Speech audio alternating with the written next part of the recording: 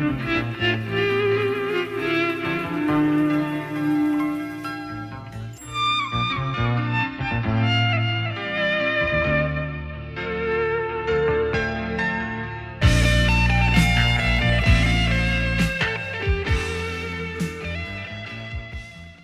that's just crazy. Yeah, this Riverside software. I mean, salute to Riverside FM. I found this thing out like what 2.5 years ago, whatever the case may be. It had been smooth for many times, but for whatever reason, and you've dealt with the issues too. But it's whatever for whatever reason just starts acting up.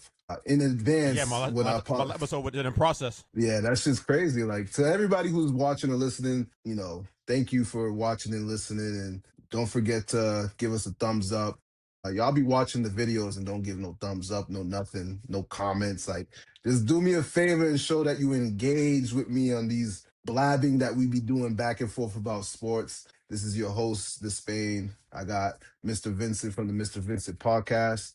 Once again, we are on this episode. We're going to talk about mainly the NBA because we're about to we're hitting the All-Star weekend. We'll talk about the first half of the season, or the first, I guess you could say, 2/3 of the season, trade deadline that just passed a couple weeks ago. And what we're looking forward to in the second half. But before we go any further than that, we know this past Sunday, Super Bowl went by, and to many who may have been living under a rock, the Patriots lost the Super Bowl 29-13, I believe. Yeah, 29-13 to the Seattle Seahawks. So with that being said, I know we just chatted for 2 seconds. You said you didn't really want to talk about it. I said you got to rip the bandage off that scab and just let it be. I know we recorded a podcast for your pod. Unfortunately, you weren't able to post it, but after we spoke thank about God, it, because I had the Pats win in 21-17, and so technically I didn't really say that because it never got posted. it never happened.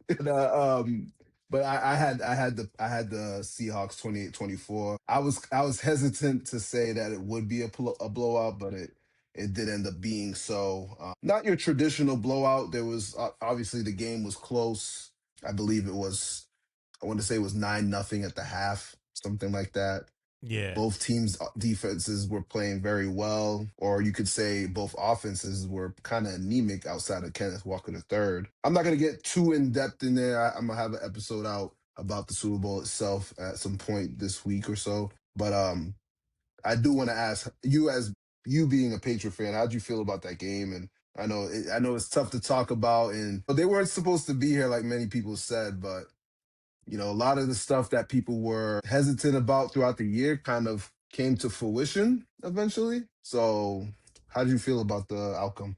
I mean, as a Pats fan, sucked, devastated, but in reality, it's not really shocking considering how the Patriots looked all postseason, particularly Drake May and that offensive line. How Drake May's play has regressed since the regular season, and how the offensive line just couldn't do anything to protect them. And then you're going up, and they played top five defenses, and the Chargers. Sorry, 3 with the Chargers, Texans, and the Broncos. And then you're playing the number 1 defense.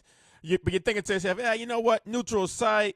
The weather's going to be pretty good in Santa Clara as opposed to the games in Denver and in Gillette for the Texans game. So it's you're holding off hope. If we can just keep it close, and we should be good. If we can maintain the ball, we can ride it out, we can do something good. If we can just get some protection, but we couldn't get in protection. They were rushing for the whole game. All I do was rush for. Couldn't stop them. And I did think that the difference in the game, I thought going into it, would be the quarterbacks in terms of them not turning the ball over. And I thought that we had to get at least 2 or 3 picks from Darnold, which he could have easily had 2 or 3 picks in that game. But he didn't turn the ball over once. Credit to him. And on the other hand, Drake May did. And 2 of those turnovers that he had ended up getting them in great field positions. One of them, they walked back, brought the ball for a touchdown. So Pats, like I said, I think they're a year or 2 ahead of schedule. I really wanted to get a chip on Drake May's rookie contract because that'd make things so much easier. But they couldn't do it. And I think we talked about on my pod that wasn't able to get posted. There's no guarantee that they can get back in this position. So they really I really wanted to do them because, hey, we've seen great quarterbacks only get to 1 Super Bowl like Marino, like Rodgers and everything. So you can't take it for granted. So it just sucks that this happened. But at the end of the day, They were a year or two ahead of schedule.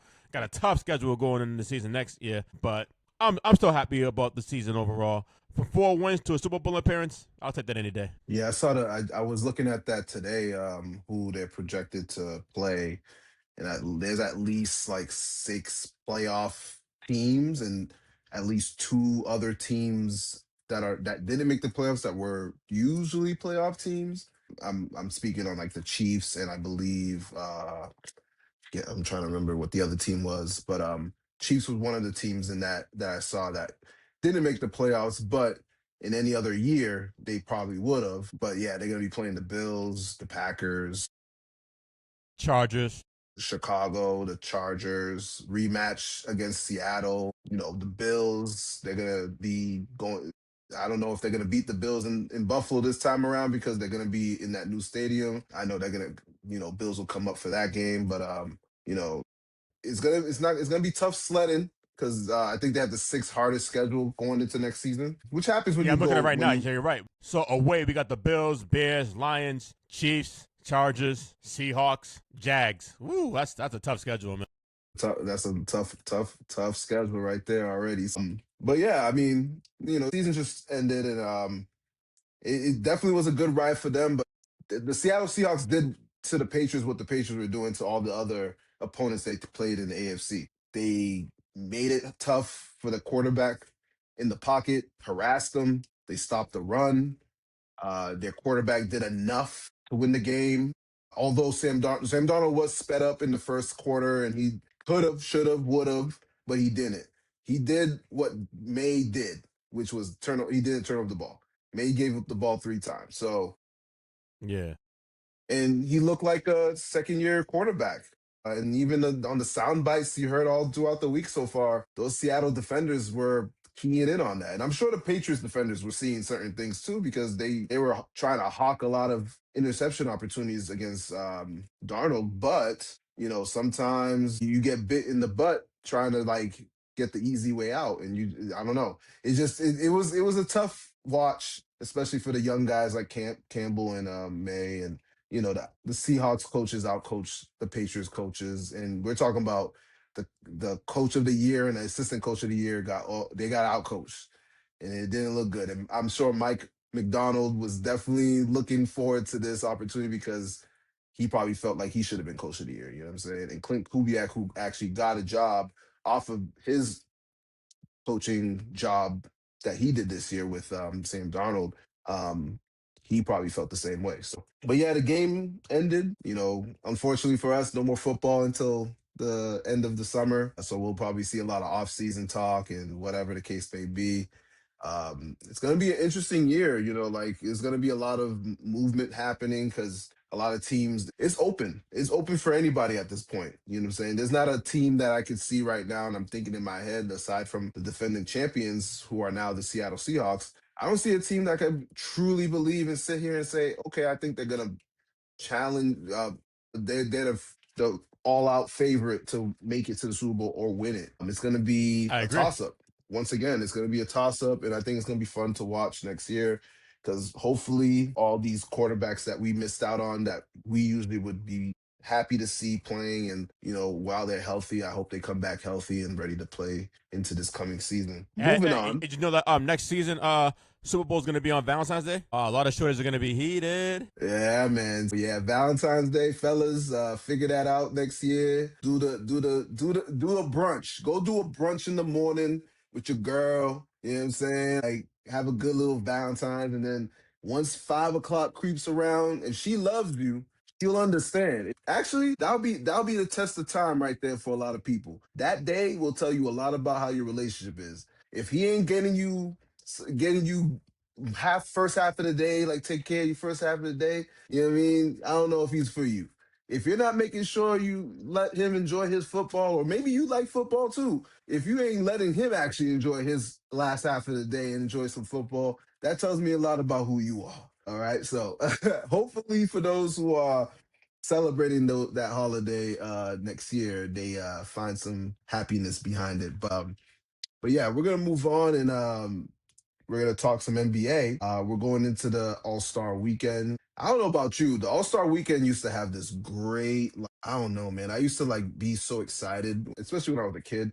Because that was around the time of like if you live in Massachusetts or Northeast, this is like February break, uh, that President's Day week. As a kid, teenager, whatever, we used to be excited about this because dunk contests, 3-point contests, the game itself. You get to see your favorite players playing with each other for the first time or for the first time throughout the year for the most part. I don't know. The allure of the All-Star weekend for me isn't the same anymore. I don't know why. I don't know what it is. Like, I don't know if it's because a lot of these players just don't want to play the All-Star game anymore, or they're hurt, or like the dunk contest is boring as hell. Now even the 3-point contest looks like it's not the same because they have to pull Dame Lillard out of the injured list just to go shoot some threes. I think he was the defending champ anyways for the 3-point contest, but I don't know. We'll get into like the trade deadline stuff and everything in the first half. How do you feel about All-Star weekend? It's been terrible for years. Like you said, like the allure is gone behind it that it once had.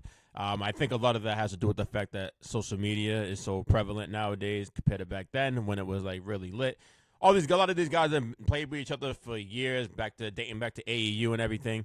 And not a lot of people are like brand conscious and don't want to do anything that puts them in a position that they can like kind of like mess with their brand, mess with their bag. Mm-hmm. Which is why I think like a lot of people like a lot of players we don't see that we want participate in the dunk contest. Before we see like most like superstars with that above the rim game will at least try to participate in the dunk contest at least one year. You don't get that anymore. Like, I don't even know the guys who were in the dunk contest this year. Like, Jackson Hayes. I don't know because he's in the Lakers or whatever. Some other guys as well that are on. I'm like, who are these guys? Like, am I really gonna spend my Saturday night staying home to watch this? If I Right. had nothing else to do, probably. Or maybe, probably. But other than that, like I wouldn't like I never stay home to watch an All-Star game. I'm always go out and then I'll catch the highlights on YouTube, whatever, and then get it from there. Cause and I know the league is trying to do everything they can to fix the game. Now you got this USA versus the world format, which I don't really understand how it's gonna work. Like a round robin tournament. At a Super Mm-hmm. Lust tournament, you gotta get rid of this, man. I think that this is gonna just be a gap year again. They're gonna do something else next year as well. And then now you got a lot of key players who aren't going to play in the game. I think it's like SGA's out, Curry's out, Luka Yeah. Palu is going to be out. So it's like, yeah, man, the league has a lot of problems that they got to address. One being the All-Star game, All-Star weekend in general. Yeah, I agree. I mean, yeah, there's a lot of star players that may not be playing in this game, and like I said, I don't even think they want to play. Like they don't find it exciting no more. They're making more money now. So it's like, do I risk getting injured for the sake of entertainment? Wemby is trying to like get people riled up, not riled up in a bad way, in a way like he's like saying, like, I want it to be competitive. I'm excited. He wants people to ball. Like I know he wants to ball. Like what he did to the Lakers the other day, like he proved that he could be extremely unstoppable when he's all the way there. But the All Star game needs a guy like him, like willing to play up to the standard. And, I think that's the reason why they wanted the USA versus the world, because we have so many international players that they represent their countries still, and putting them on a team together versus our best USA players, it's always exciting. But like doing it as a round robin, like you said, like there's two USA teams. I think there's a star team and a stripes team, and then there's a world team. I don't know how that works. I don't understand it. I'm not faulting Adam Silver for being creative. Like a friend of mine's, he just sent me a text saying that there's a report that he's considering a tournament for the first pick of the draft. Which I don't know how it's gonna go, because again, these players are not. I'm not gonna say these players are not hungry. They are hungry, but they're hungry for different reasons. They're not hungry to what I'm saying, to do tournaments. The in season tournament is actually starting to look more legit. Like it's starting to look that way. Like I know the Wizards actually won 2 games in that tourney, but like I understand what he's trying to do. It's all about showcasing the talent of the league, showcasing it to the world. Same thing with the NFL that we were just talking about. The NFL is in more international cities than ever. They just announced Australia, and I want to say Italy or Spain. I can't recall. They're going these professional American sports are trying to put their foot everywhere. And you're a wrestling guy. You see WWE's everywhere. They're everywhere. They're Yeah. in Dubai. They're in you name it. They're every freaking where. Because it's like at the end of the day, like they're making money. They're gonna make that money. The entertainment part of the business is always gonna be A1, but the product is what's taking a hit, especially for the NBA. But yeah, it's gonna suck not to see Steph out there. It's gonna suck not to see Luca out there, Giannis. You know what I'm saying? It's gonna suck not to see these players that I would tune in Oh to yeah, Giannis, watch obviously. because yeah, I remember growing up watching Jordan playing with guys on the East. Kidding me, man? These guys were excited to play with Jordan. You feel me? I was just watching a clip of when AI dropped like 15 points in 3 minutes or some crap like that. Like, and he was taking that serious. Like he took that personally. He was trying to make a mark for himself. But yeah, the allure of the All Star Week is not the same. But that doesn't take away from the fact there was a lot of necessary drama during the All Star the trade deadline. Pretty active trade deadline, I must say. We saw some deals You think like so?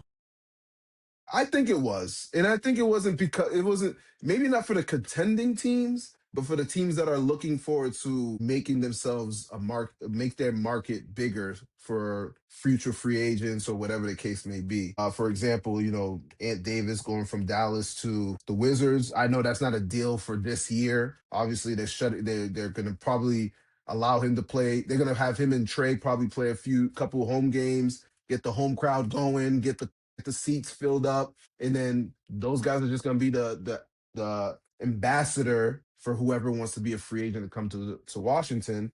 That's a good example. The Pacers getting Zubac. We obviously know that's more or less to pair up with Halliburton in the future, and they finally get back a defensive anchor or somewhat of a center that could hold it down in the paint. And then you have Utah getting Jaren Jackson Jr., who they just reported today that he's going to be out for most likely for the rest of the season. The 3 games he has played, he played very well, and pairing him with Kessler and possibly Markkinen and Yeah, George. Yep, Keontae George, and that it's going to be a pretty good lineup if they're healthy. And then of course, we're talking about the contenders. Like I'm not saying the Clippers are truly a contender at the moment, but they traded for Garland, so they got younger. But they gave away, Harden went to Cleveland, and then the Celtics got Vucevic, and the Timberwolves got AO from Chicago, and your Lakers acquired Luke Kennard, so they got some 3-point shooting in that trade. And yeah. way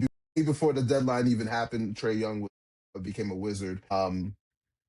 And then last but not least, like Porzingis went to the Golden State Warriors for Kuminga and Hield. But out of those trades, or even the trades that didn't happen, which one did you find to be something that kind of like had your eyebrows going up? Like, and which of the trades or trade that didn't happen that had you like disappointed? Well, the trade that I think is the most sneakiest trade that you didn't mention is OKC getting Jared McCain from the Sixers. You look at Oh, him; he was right. basically last season. He pretty much was rookie of the year before he went down with an injury and was off like the remainder of the year. So now you Mm-hmm. get him, and I think OKC did a good job with it, just in the fact that they were limited with ball handlers and shot creators and a consistent 3-point shooter, which McCain provides. Because everybody, they started the season 24-1, and then they Yep. once they hit a wall when they faced San Antonio in 3 week span, 3 games in 3 weeks or Mm-hmm. whatever, Mm-hmm. and they got beat convincingly 2 of those, including on Christmas Day. Everybody's like, hey, what's going on with the Thunder? And since that, we kind of see them up and down, sort of, and just going through the motions, I think, of a regular season. But at the same time, it was pretty glaring that their Achilles heel was the 3-point shooting or lack thereof. So McCain definitely helps with that and helps boost their depth with the guard position. So I think that really can go a long way to help them secure another chip this year and go back to back. In terms of a trade that didn't happen, it's Giannis, man. I just want it to be over. And I say it because I want it to be over. I swear I felt that. by the day, whenever free agency opens, he better be traded on that day. What's July 1st, I think? He better be traded because I just don't want to go through this again. Giannis is trying to play this innocent, good guy character type thing. When we all know he wants to get out of Mm-hmm. Milwaukee. They have no chance of Yep. winning. He wants to be in a position to compete for championships, and I don't blame him. He did a lot for the city of Milwaukee, brought him their first chip since Lou Alcindor, a.k.a. Kareem Abdul-Jabbar, back in 79, I believe, or 78, Mm-hmm. something like that. So You've done a lot for that city. You deserve to be in the position to realistically compete for a championship. They exhausted all of their draft capital and all their resources to put the proper pieces around Giannis to win a championship. So it's time to move on. But he's trying to go about it in like a PC way, and I'm like, dog, just ask for a trade and get out of there. And we see in the deadline there was rumors about the Warriors and the Timberwolves and the Miami Heat, and nothing happened. I'm like, damn, we got to sit through this again until at least July 1st. That's what I was disappointed about. Was not Giannis not getting moved. Yeah, I'm gonna agree with you on that too with Giannis. As far as the trade I like to see, I love seeing, even though the league today fined the Jazz and the Pacers got fined 500,000 and the Jazz got fined 100,000, and deservingly so, because I'm sick of that crap. For those who do sports gambling, they probably were cheering about this, but others who actually truly watch and pay for like NBA League Pass or take the time to go watch a game on national TV, or those who paid money to go watch these teams play just for the whole starting five to sit. That's Indiana, the Jazz, and soon to be hopefully the Kings deserve to get fined, because it's a poor way of, like, you could tank, go ahead and tank, but let the tank with a bunch of, like, if these guys are not going to be playing, put them on some injured list or something, or like whatever. I don't know. Like, don't do that, or let them at least play 10 minutes, 15 minutes to start the game. Don't do that to the fans. The fans come and pay their money. They want to see somebody play, bro. Like, don't do that. But yeah, Giannis, I love Giannis. I love him as a player. But I think once his English started getting better and better, he just keeps chatting, bro. He is keep chatting. He just wants the attention. He loves the attention. He does love the attention. I know he does. He can't say he doesn't. And I'm sure he was probably going to get traded to either Golden State or Minnesota, but the price probably got too high or too crazy. The Bucks were probably not willing to let that happen or let that go that far. You know what I'm saying? Or maybe he just sat back and said, "You know what are you gonna say?" Oh no, I was gonna say I think that the Bucks really knew that they weren't gonna trade him at the deadline, only because when the offseason comes, there's more teams that can get involved. Hence, Mm-hmm. more they can offer more like draft picks and everything, so there can be more of a asking price for Giannis in the offseason than in the trade deadline. So I think that they were just playing around with these teams at the trade deadline. They knew that they weren't going to make a move and just try to wait until they can get the best deal possible for them. Of course, I don't knock them for that, but damn, I just really wanted to see it be over. No, I agree with you, man. Like, it's just annoying. This is the whole Jimmy Butler situation all over again. Like, and even, by the way, Ja didn't get traded. That's another one too. I wanted to make sure, I wanted that to happen eventually. But like, these players go and they get drafted somewhere. It doesn't go their way. Fortunately for Giannis, he won a chip. Ja didn't really win much or do anything crazy over there, but he started off to being very explosive and iconic for the Memphis Grizzlies, but then he became a detriment to their franchise because of the decision he decides to make off the court and on the court, being a little bit of a cancer in the locker room. So, but yeah, it's like, I don't know, man. Like, if you really want to go, man, just go at this point. Like, sometimes these franchises need to let them go, but I don't think Milwaukee was willing to just let them go for nothing. You know what I'm saying? I think if anything, the Grizzlies will let Ja go for nothing. They just want to find the best nothing to give him away for. But for Giannis, I could see like the Lakers being involved in those conversations to get Giannis. I could see Golden State getting in those conversations because you have aging superstars, or better yet, superstars that are at the peak of their careers, like Luca, and you want to make sure you pair with somebody who's has championship pedigree and somebody who's a defensive, one of the better two-way players of all time. Those type of franchises will be willing to take that guy. The Knicks have been rumored to look at him as well. Minnesota may be willing to. These teams that are just a smidge away from being in that championship, conversation, are going to look at Giannis. And I agree with you. Once free agency starts in the offseason, I better hear that he is rumored, and not even rumored. I need to see that it's been an accepted trade somewhere because we don't need that type of drama going into the next following the season. It's unnecessary. Yeah. He's doing it every offseason now, and it's annoying. It's just not fun. It's not fun to see that. You know what I mean? Facts. Over it. But so far in the season, with the season the start of the season, is there any team that you've seen, or you watched, or you followed, other than your team, that you found to be living above expectation? If there is, which team is it? And if is there a team that you're disappointed in, that you thought they were going to be better than they were?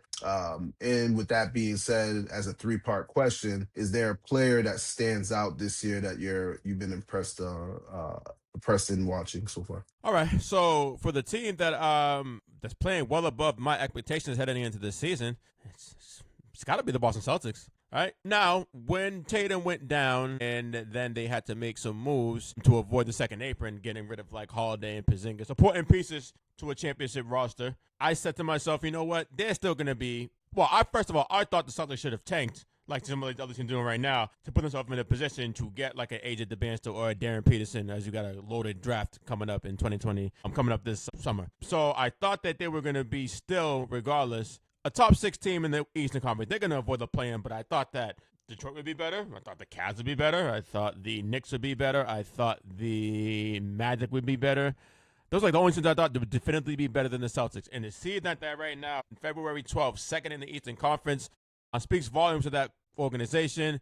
The coaches, Joe Mazzulla, and them are doing a tremendous job. Jaylen Brown is playing like a legit MVP candidate. They just have a system in place that everybody knows their role, and they step up when other guys aren't absent, or in case Jason Tatum, who might be out for the whole entire year. So I want to give kudos to the Boston Celtics on one hell of a job this season. But at the same time, this does kind of speak to just how bad the Eastern Conference is. Because, like I said, there's so many teams that I thought would be better. Well, not so many teams. Like a few teams I thought would be better that have just been so below expectations, especially Orlando. Now, the Knicks have kind of picked it up recently. Mm-hmm. So they're like still like, I think they're probably like a game behind Boston, I think, right now. Yeah.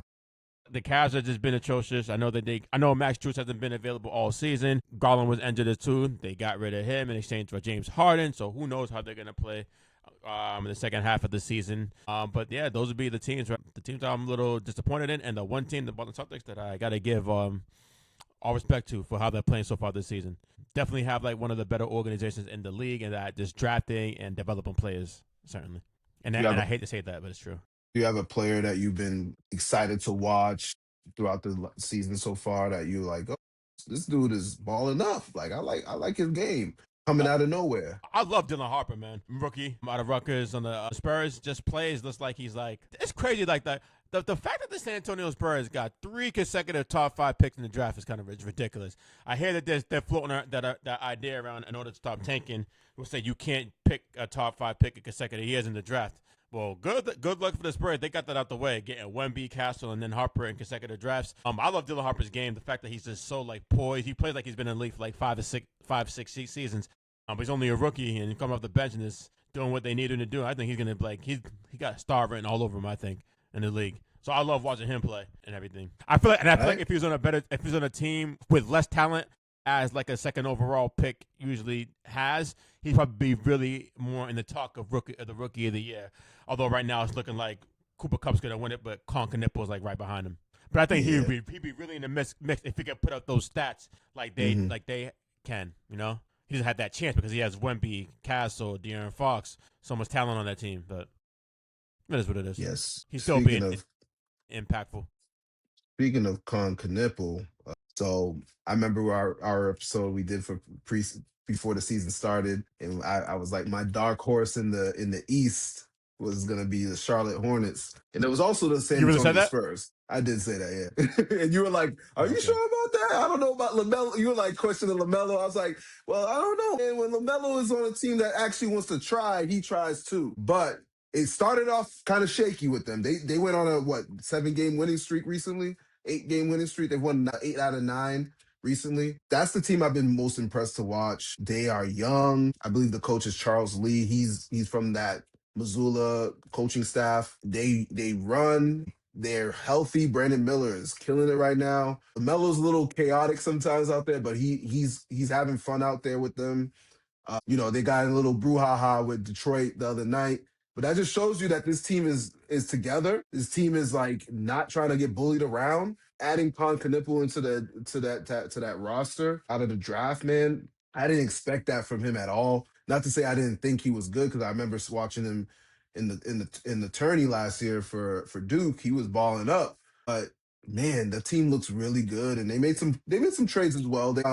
They traded for Kobe White. I forgot about that. So they have a pretty solid team over there. They're gonna be threatening for that sixth seed and that play-in tournament. But as far as like a disappointing team, you know, also I must say Phoenix has also been impressive this year for the fact that Booker has barely played half the season, and Dylan Brooks coming out of nowhere and just playing out of his mind. But I'd say like the Clippers are the most Yeah. disappointing to me because, like you're the Clippers, man. You just opened that stadium the other year. I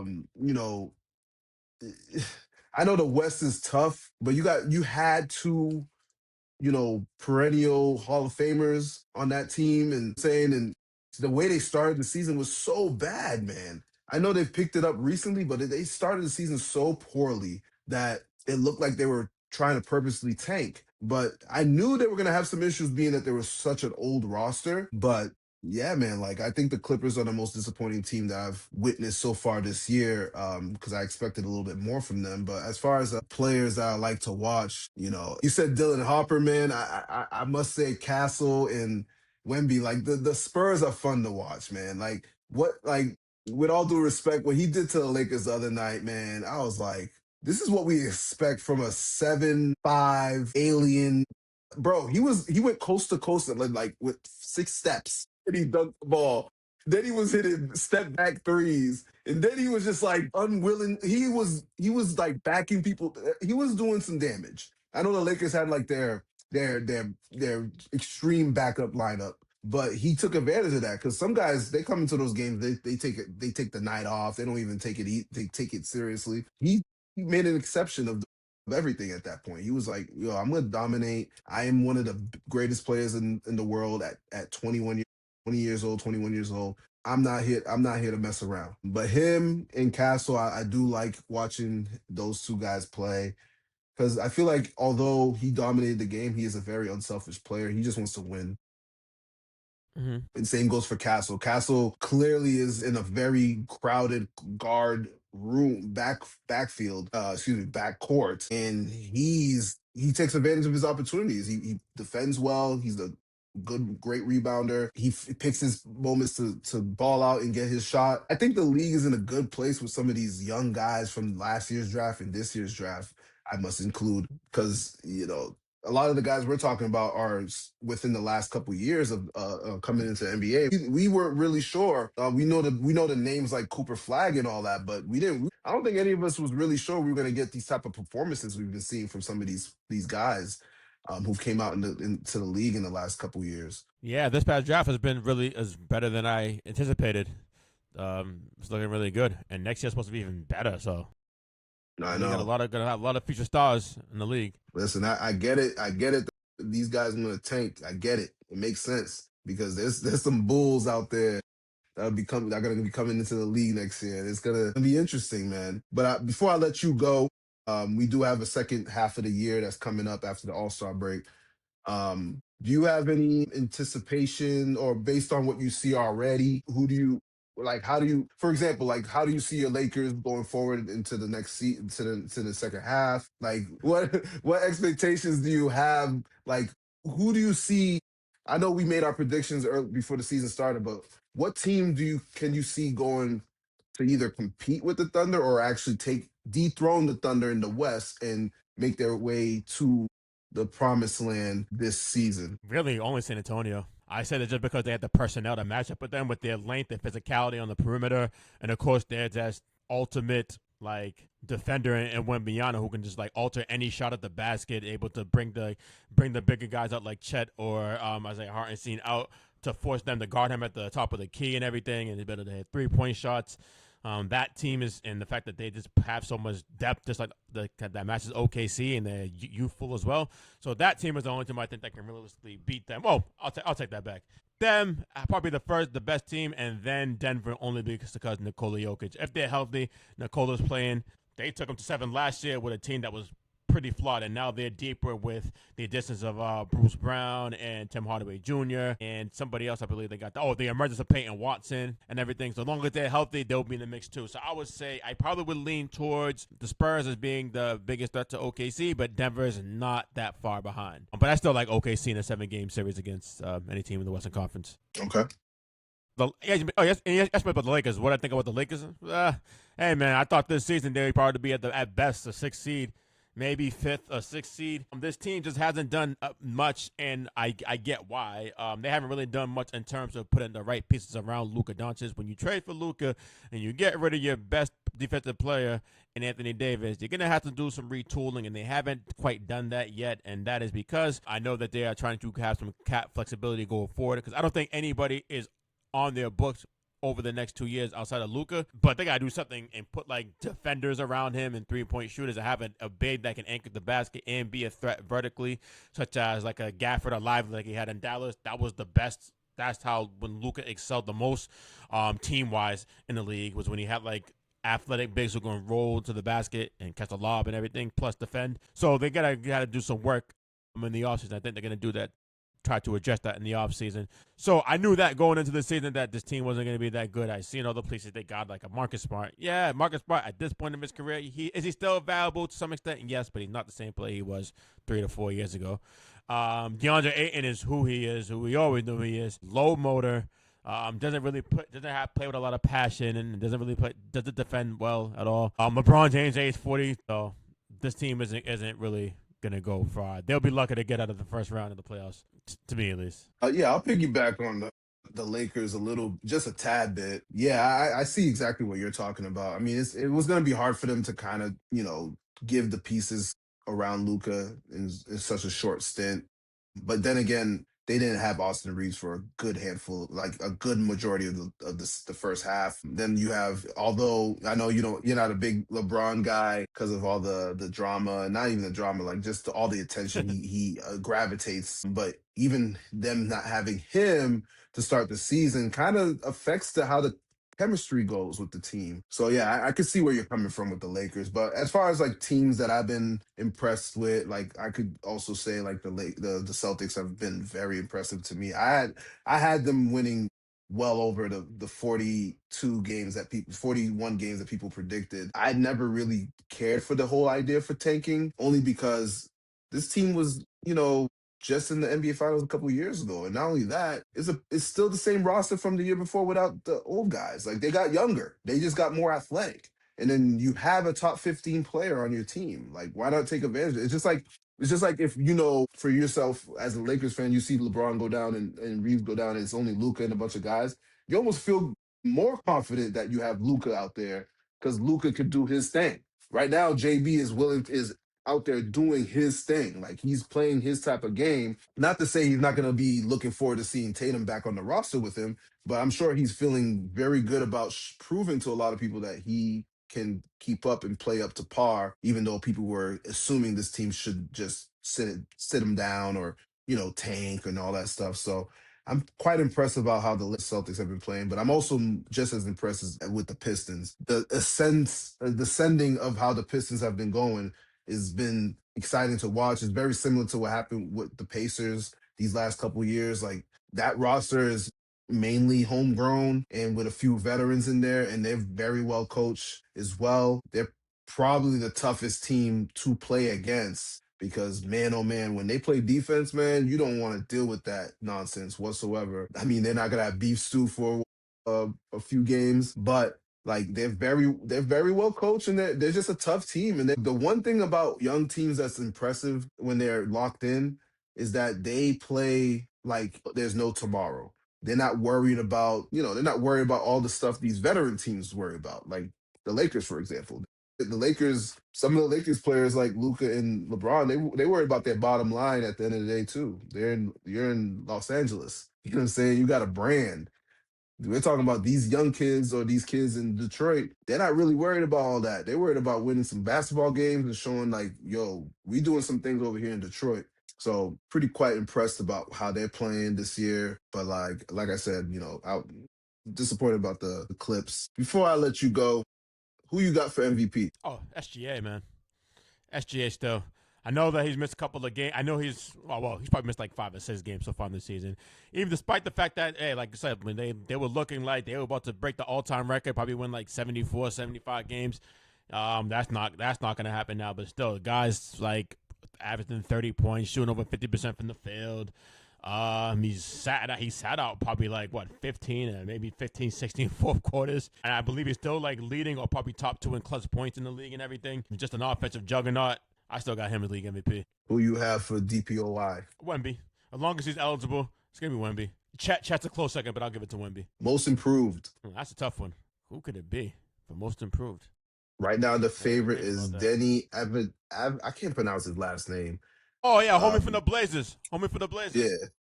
Yeah, I'm bugging. He's the favorite right now. It's definitely gonna be him. I'm bugging. He's definitely gonna be him. That's who it would be. Yes. I don't know how to pronounce his last name, but yes, it would be him. He's definitely gonna win. I'm struggling to say his last name so much right now, but yeah. As long as he's eligible and he plays the minimum requirement of games, he's gonna win it. Right. He's been cooking this year. I forgot.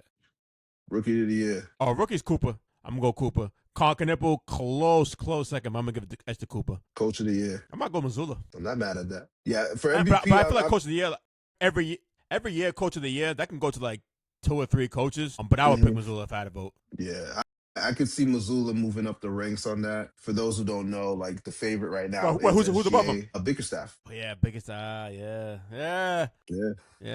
I see that. Is Jordan is JD Bickerstaff, and then is Jordan Ott. I think that's the coach for the Suns. I think that's the Suns coach, ain't it? Yeah. He's second in the odds favorites for coach of the year. Wemby's the odds favorite right now, as long as he's eligible. Same with, and Chet is right behind him. And that's the thing that sucks. All this can change because of the eligibility for some of these players. I know Joker only has 1 more game he can miss, I believe. 1 or 2. I've seen that. Like, yeah, he's I think it's at 15. You can't miss 17. Luka's getting close on his as well. I think SJ will be back after the All-Star break, obviously. Wemby's getting really close to his. This could all change, and that's the thing that's going to be tough for these players. Like with what Adam Silver implemented, like you got to play, man. I get it. It sucks. Y'all are hurt, but in order for you to be eligible, and in fairness to a lot of people, so you got to play. You know what I'm saying? Like Jaylen Brown has a good opportunity to winning it this year. If he stays healthy and these other guys decide to fall like flies, he could sneak it. He could sneak through and get that defensive player of the year. If Wemby misses games again, it's gonna probably go to Chet. You know what I mean? And then or could go to Rudy Gobert. The way people who they don't want to see. God. Nobody wants to see Rudy with another one, man. Whatever. Number 5, I think, for him. Yeah, it's gonna be unfortunate because it's a possibility. But we will see, man. We'll probably chop it up sometime in the next like few weeks and see where it is, because we're getting closer now. We're getting closer now to the playoffs, which is crazy. You know what I'm saying? Facts. It's insane. Like I feel like the season just started and we're almost there. So we'll probably chop it up and see where the season has gone from here. I would not be surprised if we see some team come out the woodworks and just start winning, going on some type of 10-game winning streak, and they were not even in the playoff picture, or better yet, a team. If we're talking about the Celtics, God forbid, I'm knock on wood, if they find themselves in a situation where that trade did not work in their favor and they start declining a little bit, I would not be surprised, because it's like sometimes that happens. You start off really hot, Phoenix, you know what I'm saying? You name it.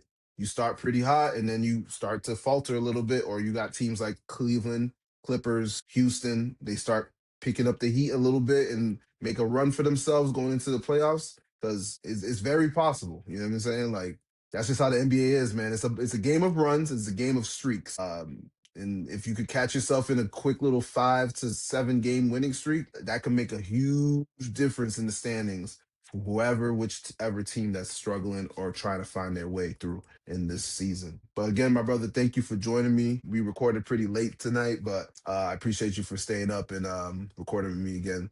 But till next time, man. Yeah, no problem, man. Let me know whenever. I'm with you. All right.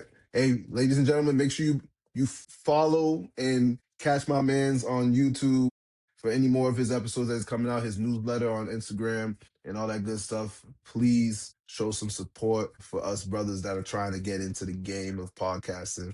But again, I appreciate you, dog. Yes, sir. No problem, man.